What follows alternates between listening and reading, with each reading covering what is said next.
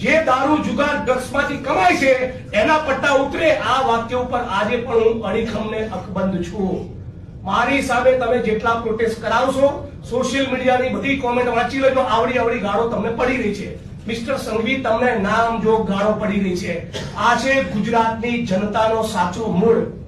રાજ્યના પોલીસ વડા, ભારતીય જનતા પાર્ટીના પ્રદેશ પ્રમુખ મિસ્ટર સંઘવી, એમના પ્રવક્તા, 4 જણાએ મારું નામ લીધા વગર ઇનડિરેક્ટ કોમેન્ટ કરી, પણ 4 માંથી એક માણસ એવું ના કીધું કે હા આપણા ગુજરાતમાં હવેથી ડ્રગ્સ વેચાવા નહીં દઈએ.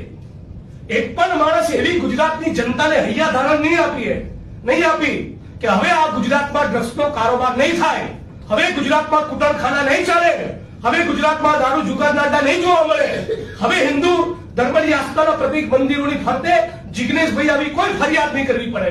અને ચેલેન્જ આપું છું ગુજરાતના ડીજીને, ગુજરાતના હોમ સેક્રેટરીને અને ગુજરાતના મુખ્યમંત્રીને.